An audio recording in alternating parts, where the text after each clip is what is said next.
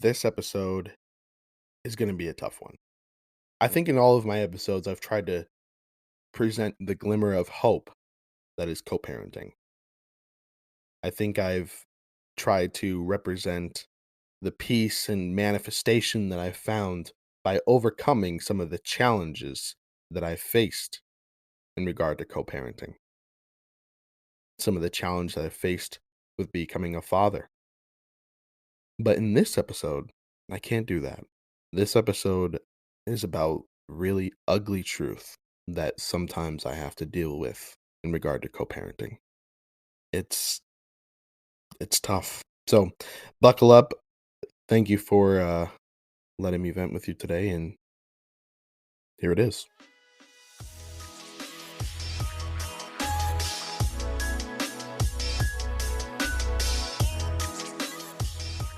Welcome to the Single Father Podcast. I am your host, Kendall Donaker.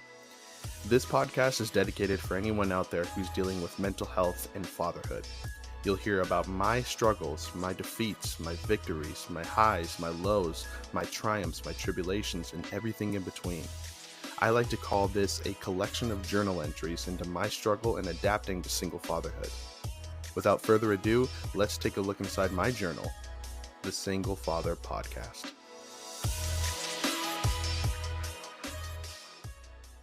So,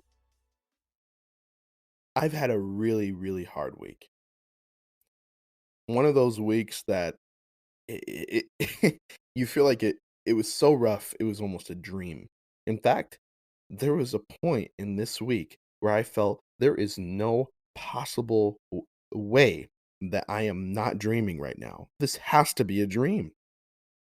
And I'll tell you why.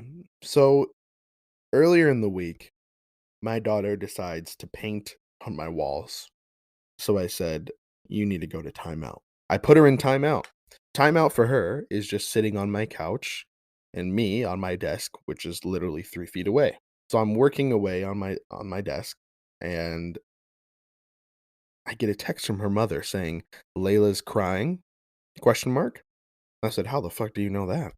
So I get up, I see Layla on the couch, and she has her headphones in, and I look at her iPad, and she's called her mother. I hang up the iPad, and I text her back, and I said, "Yes, Layla's in timeout." And she texts me back and says, "Oh my god, I can't believe you put our daughter in timeout. I thought we agreed that there would be no timeouts. I don't agree with timeouts. What is she in timeout for?" I just was exhausted with some other stuff in the week that really is irrelevant, but I just kind of had enough of explaining myself. I said, "Look, this is a 50-50 co-parenting relationship, right? It doesn't matter why she's in timeout." So I text her that. I said, "Doesn't matter." And she texts me back saying, "It's so bad for a child to be in timeout that early. It really does nothing. You put them in timeout, they don't know right from wrong, they feel like they can't go to you. It's awful." She sends me all these articles, sends me all this long-winded wording about timeout. This is really, really bad. So I go on Google, and I type in, "Is timeouts bad?" The first thing I see is why timeouts are good for your children. And I said, "Well, is timeouts good for a 3-year-old? Why timeouts are good for 3 to 5-year-olds?" And there's a rule of thumb.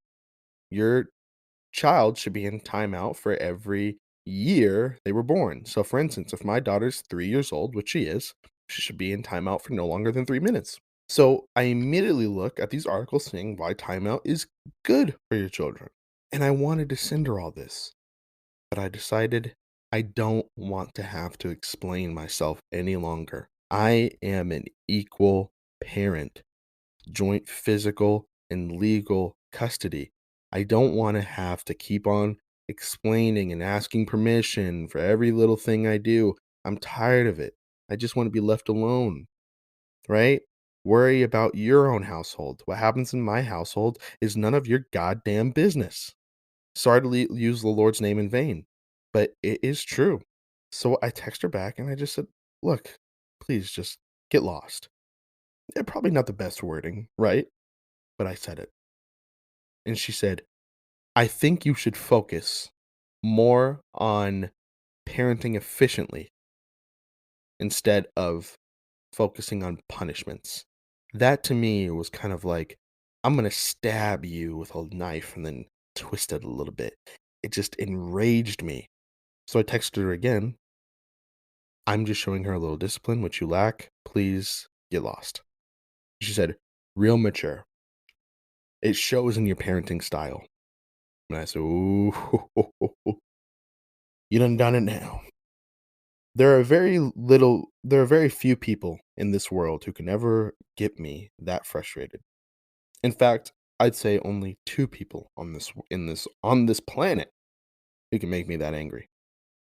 One of them is my mother, and one of them is my child's mother. Go figure, right? You always marry your mother. Thank God I didn't marry her, by the way. No disrespect.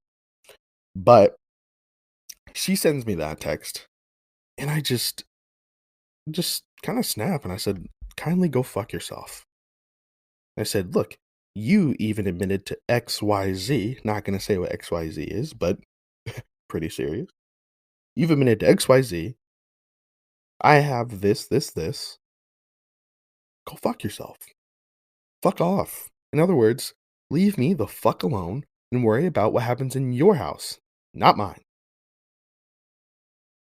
I get a text later on saying, your number has been blocked. Anything you need to talk about in regards to Layla, contact my mother. I'm going to create a Google number for us to communicate from now on for pickup and drop offs. Please only text me about pickup and drop offs, and anything else you have to say, talk to my mother. Oh my God. Now I'm in kind of this Russia and Ukraine type of situation. Now we're on the brink of war. Things have escalated so fucking quickly. You know how I'm gonna use kind of the situation a little bit, and I don't mean any disrespect to I'm not comparing my situation to what's going on over there in Russia, Ukraine. I'm not. I'm just kind of using it as a frame of reference, right?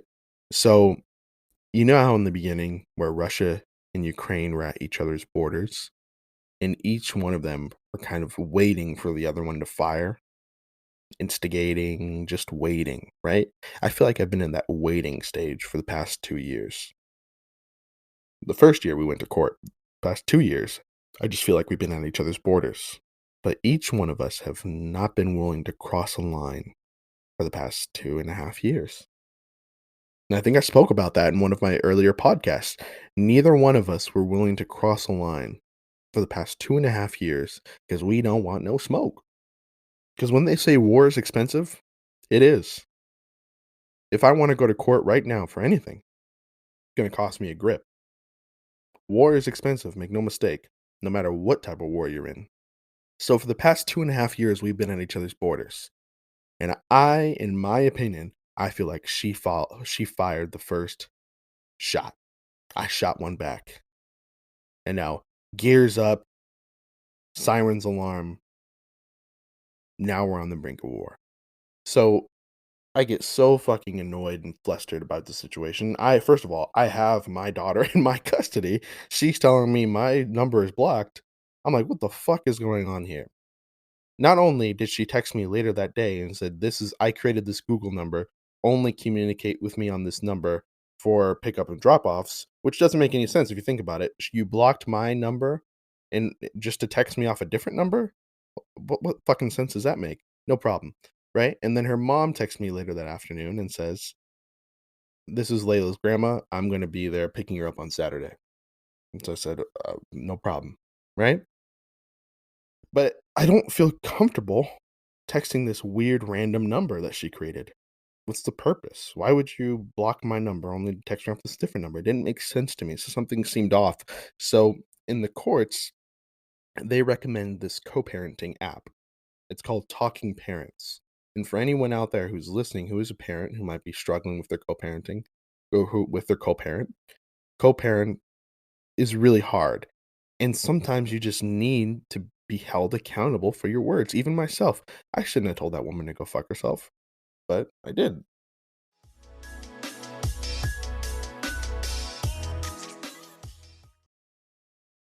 If you haven't heard about Anchor by Spotify, it's the easiest way to make a podcast. with everything you need in one place. Let me explain. Anchor has the tools to allow you to record and edit your podcast right from your phone or computer. When hosting on Anchor, you can distribute your podcast on listening platforms like Spotify, Apple Podcasts, and more. It's everything you need in one place. And best of all, Anchor is totally free. Download the Anchor app or go to anchor.fm to get started.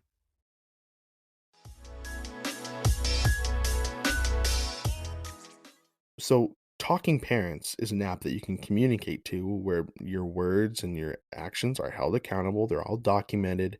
It's all through this app where everything is, sealed through the courts. You should look it up. It's a great app. Let me know when you download it. She texts me back and says, anything further that you have to discuss, please talk to my mother. Now, let me give you a little backstory. That text that she sent me, anything that you need to further discuss, talk to my mother. That was the perfect example. That summarizes everything that I've been going through the past 2 years, 2.5 years. It really does. Let me give you my definition of what she just said. So, a little backstory. I can't remember when it was, but there was a little argument that we had quite a while ago where she said to me, I've been extremely lenient with you. I remember those words bothered me to my core. It shook me to my core. It made my blood rise and it gave me just the biggest panic attack in the world. Gave me chills on my back. It was like a chalkboard scratching. She said, "I've been extremely lenient with you." What does that mean? I've been extremely lenient with you. A phrase that I'd get framed if I could, because it's just I wanna discover the definition of what she meant by that. I've been extremely lenient with you. You know what it means to me? To me, it means you are a house nigga. You are lucky to be in the house. In other words, you are lucky to be a parent.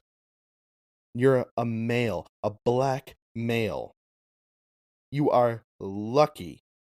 You are lucky that you live in the house, boy. Been extremely lenient with you. You could be out in the field, boy.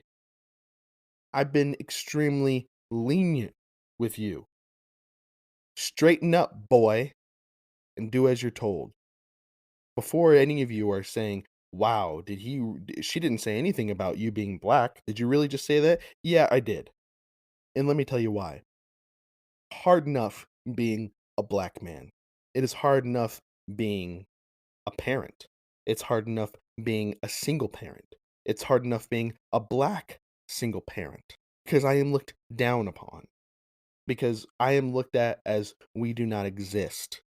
Like black fathers do not exist. How many of you out there have heard that? Black fathers aren't around. Black fathers don't exist. How many of you out there who might be women or know of women who those fathers aren't around for whatever reason? I am looked at like I don't exist. I am looked down upon because I'm a male. Nevada is a 50-50 state. And guess what? That implies that there's states out there that favor women. And I understand that in certain situations that is good because of XYZ. But in a certain situation of just a male and a female decide to break up, me, it is wrong to say that because I am said gender, I have more power over you. And because I am white, I have more power over you. You are less than a parent. You are lucky to be a parent. You're a black single father. You're lucky. That's how I took that. For the past 2 years, I've been trying to prove that I deserve to be a parent. That because I loved my daughter the moment she got out of the womb, deserve to be a parent. I am a good father. I've been trying to prove that every single day of my life for the past 2.5 years. Look at everything I've done. I've tried to focus on mental health. I've tried to help single fathers. I've tried to help black single fathers. I've tried to be a voice a pioneer in this space. I try to encourage and emphasize, try to empower Black single fathers out there. Like, look at me, look at my journey, hear all the things I've done wrong, and empower yourself. If you wanna be a father, if you wanna be a single father, whether you're white, Black, Latino, Asian, it doesn't matter. Encourage the fathers to stand up and be that father. I've done that. But for the past 2 years, I've just been saying, "Yes, ma'am. No problem. Yes, ma'am. No problem. Whatever you want," because I feel like I have a little bit of PTSD from what I went through when I was a child, seeing my parents in court fight with a situation that's much worse than my own. I never wanted that for myself. Never. Never. Never thought I'd ever be in this situation, and yet here I am. I went to court with a woman, traumatizing. My family, all I've got, if you listen to any previous podcast that I've done, you know that my daughter is my world. That's my everything. That's all I got. I'd do anything, anything, anything to never, ever, ever have her see the inside of a courtroom. And if it means being a slave, then so be it. So for the past 2 years, I feel like I've been a slave. I've said, "Yes, ma'am, no problem, whatever you say." Massa, no problem, whatever you say. Her mom tells me I don't believe in Santa. I don't wanna lie to my children. I say, okay, no problem, whatever you say." Man, I took my daughter to go see Santa the very next day. Fuck that noise, what the hell are you talking about? I mean, listen, for those of you who are millennial triggered, I get it. I know what she's talking about, but every parenting style is different. My daughter wants to see Santa, she's seeing Santa. I don't give a fuck. She's like, "I want my daughter to be vegan. I can't bear to have her ever eat any meat whatsoever." I said, okay. Man, you think I'm going out of my way to make sure my daughter's vegan? I will go out of my way to make sure she's healthy, that she's eating good. I ain't going out of my way to make sure she's vegan." She says, "Man," she says, I don't want our daughter learning about, God necessarily, and really the devil is just the spirit guide who leads you to where you need to." I said, "What the hell are you talking about?" But, okay, no problem. Man, I took her to church the very next day, and I said, "Praise the Lord, Jesus is looking out for me. Yes, Lord. Yes, Lord. Yes, Lord." I'm not doing that as disrespect. I'm doing that because I don't want no smoke, because I'm a slave. I have to say, "No problem, massa. Whatever you want." And even if I do the opposite, I have to treat that woman like a wife. "Whatever you say, no problem." Because every Black man knows that even if you wanna scream and yell at the people who disrespect you, who degrade you, who look down upon you, you gotta play the game, baby. You gotta say, "No problem. No problem. You got it. Yeah, yeah, you got Black friends. No problem. Of course, whatever you say." Every Black man on this earth knows that you gotta play the game. I've just been playing the game. But the one day that I don't do what this woman says, the one day I said, "I've had enough explaining myself to you. My daughter's in timeout, and that's the bottom line, 'cause Stone Cold said so." That's a WWE, wrestling reference. But, it's because I said so, 'cause it's my house. But the moment that I step out of line, the moment that this slave doesn't do as he's told, guess what? I get punished. And it's like I said, as far as punishment goes, I don't give a fuck whether I speak to her directly or not. Who gives a damn? But from go to A to Z is such a dangerous game to play. And it really just makes me miserable. It really does. Think about it. For the next 16 years, I gotta worry, man, if my daughter falls off her bike, man, is her mom gonna take a picture of that and do this or that?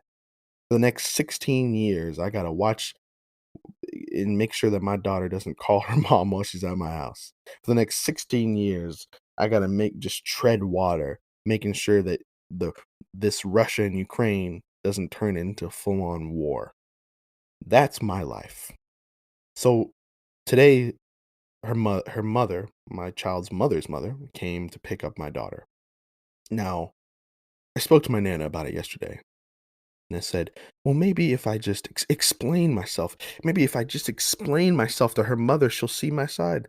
And she said, "Honey, do you really think that you are going to convince her mother of anything? You really think she's gonna come over and she's gonna say, 'You know what? You're right. My daughter is wrong and you're right.' How long has this family not liked you? You think telling her a little sad story about woe is me is gonna change her mind? You don't have to explain anything to her."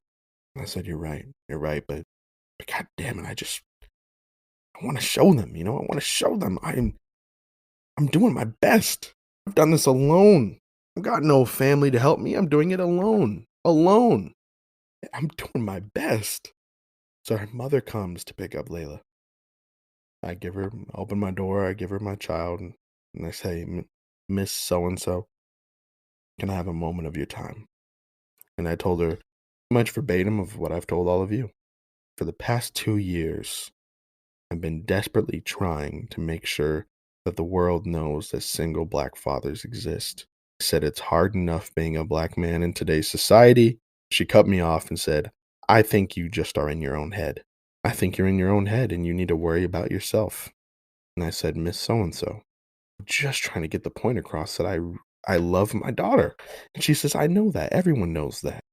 I said, "Really? Because it doesn't feel like that. I don't feel like her mom actually knows that." And she says, "You make a lot of assumptions about my daughter. You assume about my daughter.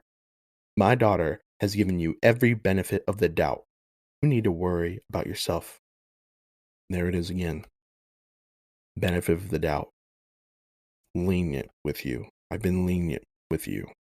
And I said, "Miss So and so, I'm sorry, but I feel like a slave." And she said, "I can't believe that you just said that.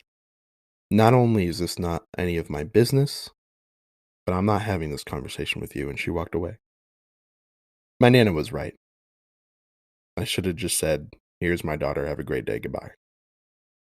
I wasn't going to convince her mother of anything, but I just wanted someone to hear me and know that I am trying my best. And it's always so weird to me when white people say, "I can't believe you brought up your race." Yes, I did, because that is how I feel. Now, there are people out there who use the race as a disgusting and like on or bargaining chip. When people say, "Oh, it's because I'm black," that's disgusting because it discredits the people who actually have a problem with racism. But when white people say, "Can't believe you just brought up your race," yes, I did, because that is how I feel. So that's been my week. And I don't know what the future holds. As of right now, I'm at a very large standstill. Russia, Ukraine. If anyone makes a sudden move, all out war. And I have to just eat it. I have to just bite my tongue and just deal with this shit to make sure that my daughter never sees the inside of a courtroom. It's not good for my child. And it's illogical. One day, this woman's going to need something from me. One day, we're actually going to need to communicate in the proper way. My biggest fear is perspective. It's interesting how I can tell all my friends what I just told you today, and they'd say, "Oh my God, that woman is such a so and so and so and so and so." Yet, her mother can tell her friends and her family, and they can say, "That guy, Kendall, he's such a so and so and so and so and so and so." It's all about perspective and how the story is told. I cried to my nana. I said, "My biggest fear, as morbid as this sounds, is that I suddenly die and my daughter is told worse stories, the worst perspective, the worst things." She told me, "Honey, the heart knows the truth." That brought me a lot of comfort. I am not a perfect man. I've made a lot of mistakes, and tell you right now that I haven't even always been the best to my child's mother, especially when I was younger. You can call me a slave, you can call me this, you can call me that, but you cannot call me a bad father. Well, that's been my week. One hell of a fucking week it's been. And it's just interesting because I usually like to tell the bright side. I used to like to end on a good note. There's going to be some times where I post in my journal, vent in my journal. Post that I write isn't always good. Between somewhere between defeat and darkness, hope survives. Everyone out there who may be going through something similar, worse, or less, remember, somewhere between defeat and darkness, hope survives. I have hope. I trust in the grand plan of the universe. I trust in my Lord, and I trust that love will prevail. I'm the single father. Thank you for letting me vent. Until next time, bye bye.